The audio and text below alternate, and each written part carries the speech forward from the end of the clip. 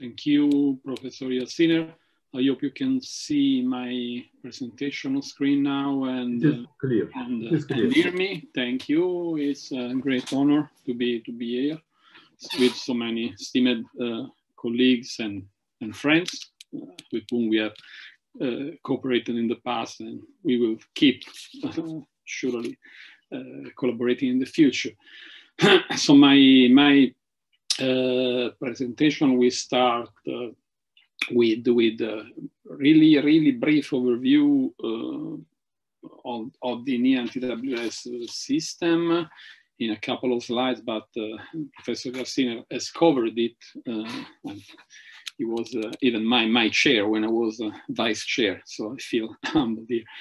Okay, and then I will focus mostly on the developments that are going on in Italy, mainly for tsunami risk reduction, by trying to highlight here and there important points, in my opinion, and gaps that we should work to fill in the future, to continue this journey towards tsunami risk reduction.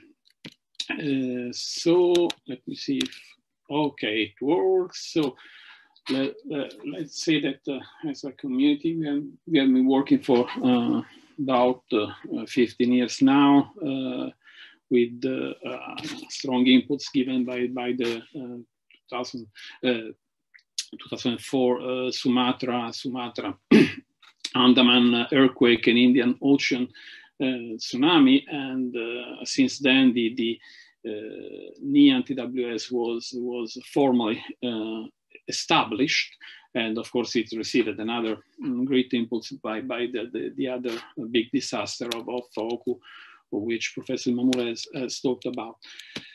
And the principle is probably has been also the strategy of the NEAM has been presented by Professor Yassiner, but the principles are also summarized by this very famous picture that I like to read as a combination of early warning, implementation, and within parallel a risk-informed coastal planning and preparation and awareness activities to make it work. And to conclude, the already mentioned accreditation of the five tsunami service providers and the earthquake source zone that's monitored by us for earthquakes of magnitude 5.5 and higher.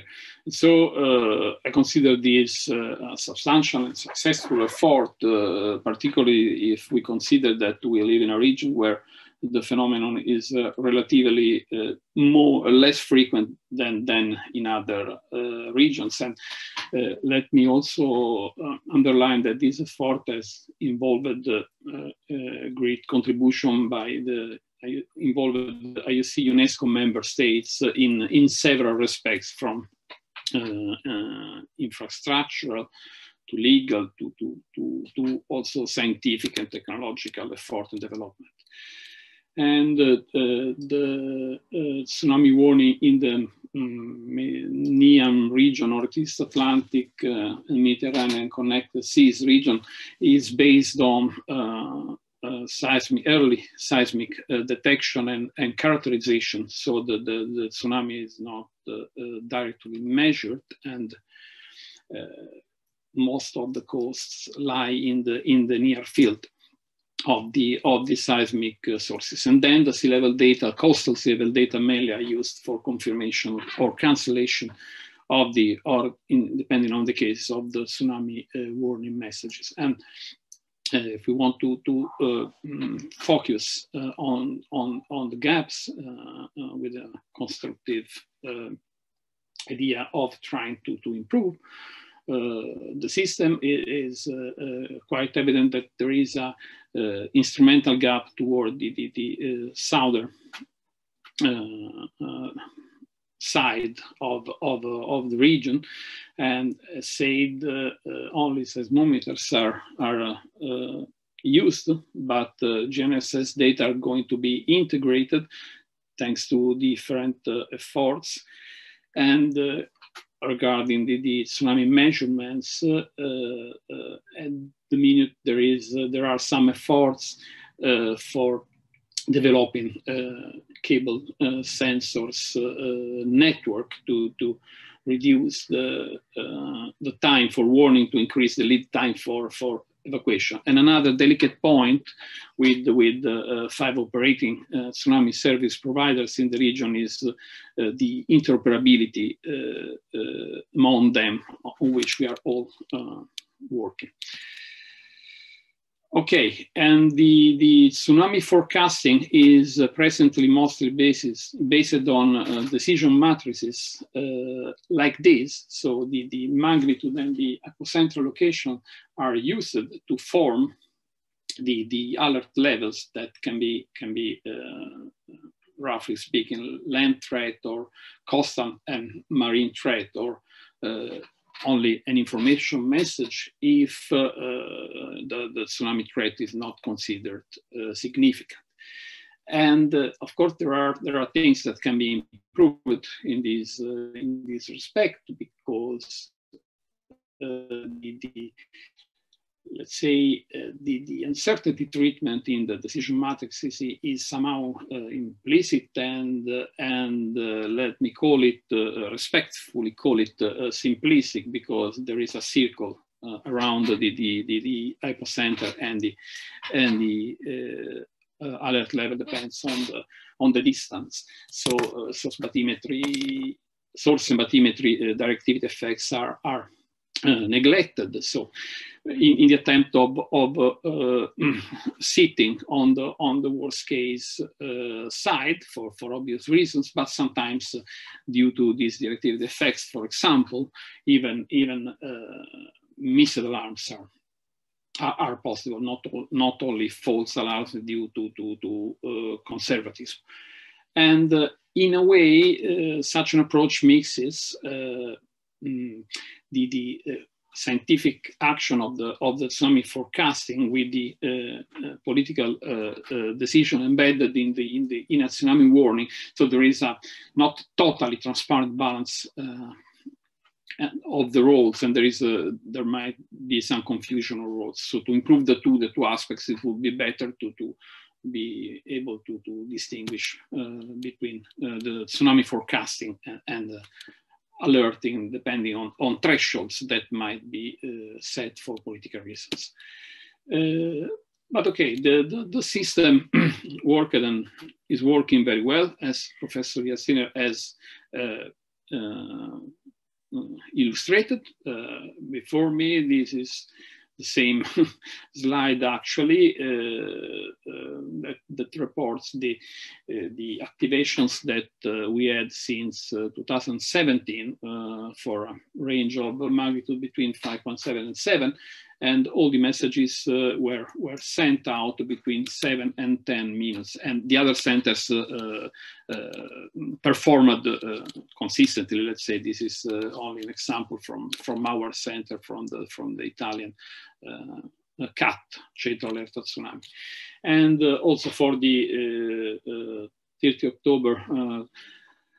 October Samos tsunami, warning message was issued with a local watch after 8 minutes from INGB, where and then the tsunami exceeded 2 meters, for example, and also significant inundation distances were observed as previously presented and as reported in this paper by Dugan and co-authors. Another side of the story is the hazard modeling. We perform hazard modeling at across really hazard modeling and hazard mapping across many different scales with different purposes, starting from the global, going through the regional model presented by Dr. Basili before that was funded by DG Eco and is becoming a reference model in the region as a basis for homogeneous planning or as a driver for prioritization of further local hazard and risk assessments.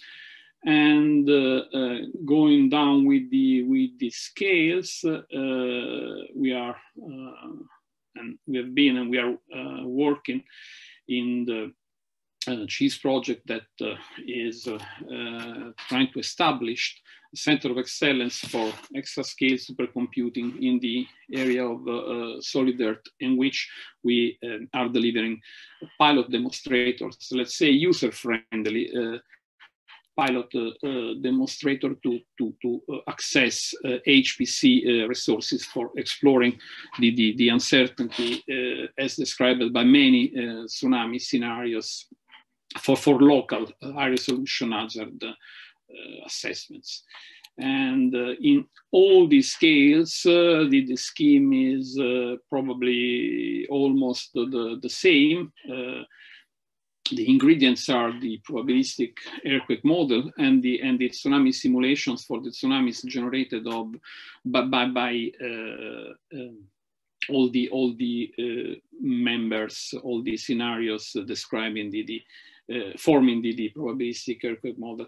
And for full uncertainty exploration, each of these applications may require a really significant number of simulations here conducted on single GPUs, also thanks to some PRIS projects or the support by Cineca with the Tsunami IC code provided by University of Malaga.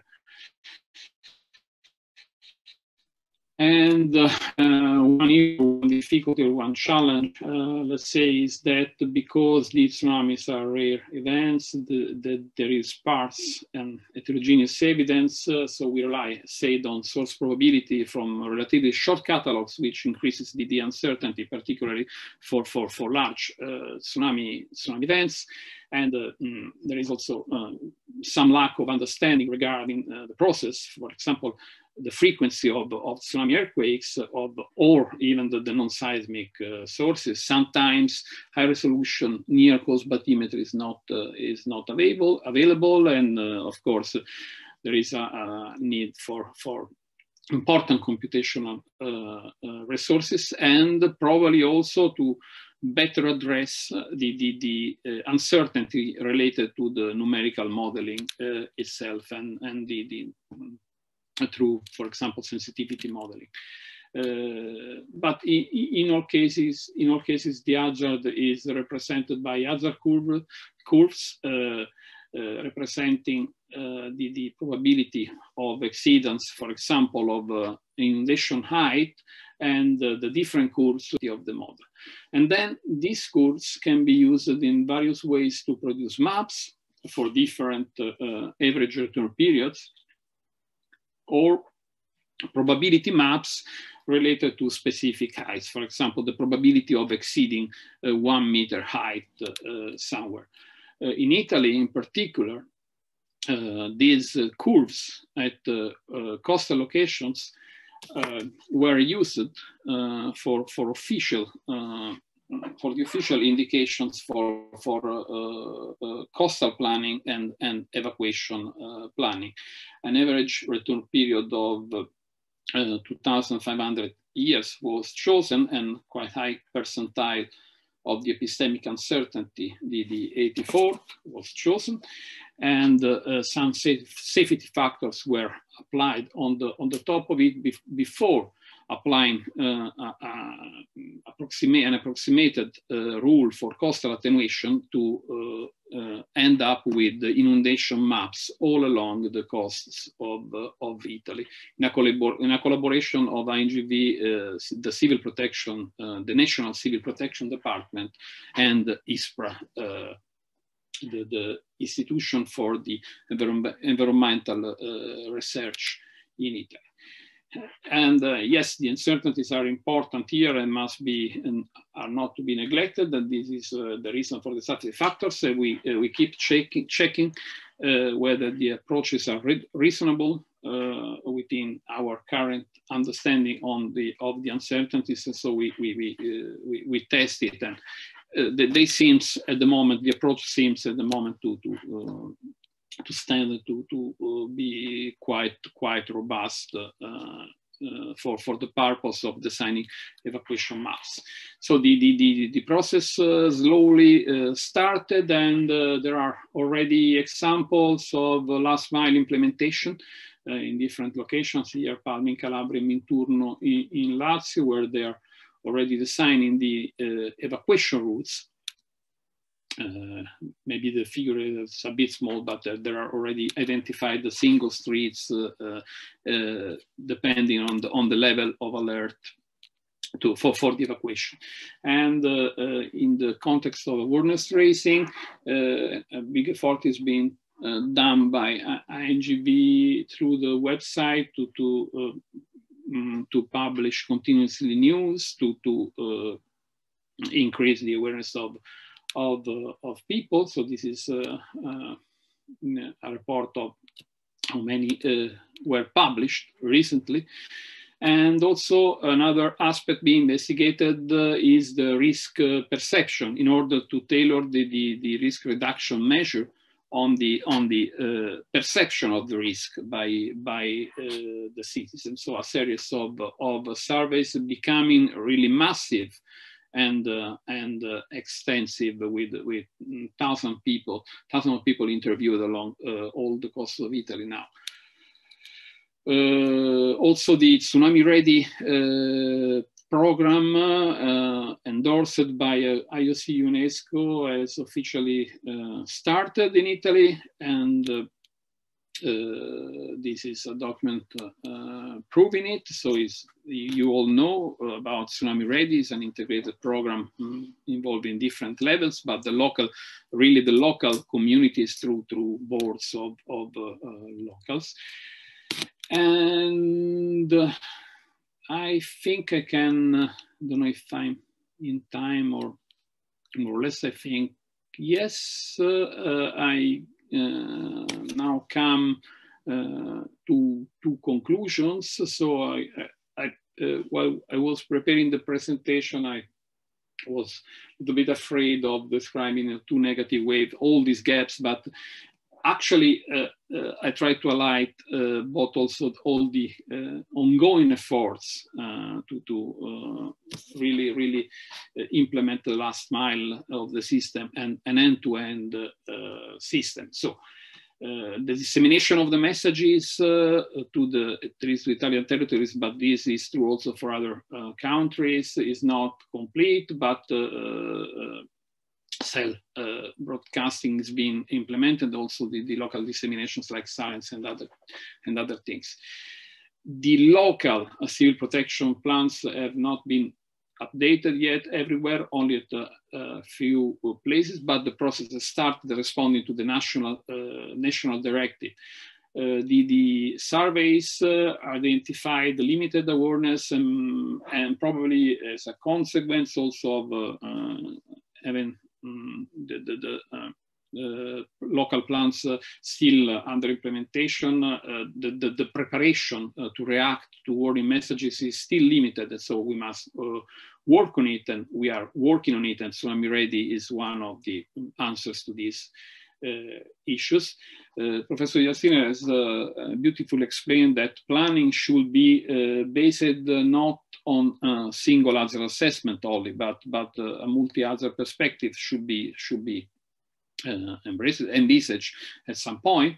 And generally, risk assessment is just starting. So we are still at the level of hazard assessment, so not for people, not for lives or buildings or even critical infrastructure, except for some local examples. But Italy is planning the national risk assessment starting next, for tsunamis starting next year. And of course, we struggle every day with certain level of absence of long-term sustainability planning for such a complex and important end-to-end system, because we don't have tsunamis every day. That can be one of the causes. And that's it from my side. I just want to highlight 3 papers if some of you want to read further about gaps and this type of considerations. The amount et al. Paper already mentioned on seismological research letters also discusses the trade-off between the earthquake characterization accuracy and the speed. So what happens if you use a solution that you have after 2, 5, or 8 minutes, and there is an analysis of this, and probably we will adapt our system following these findings. There is also, this study has been already mentioned by Dr. Basili about the scientific gaps, research gaps, but also the tools available for calculating tsunami hazard and risk, and the non-subduction, non-seismic sources that we need to deal with in our region, including landslides, including method tsunamis, including volcanic sources, but of course dangerous crustal faults everywhere.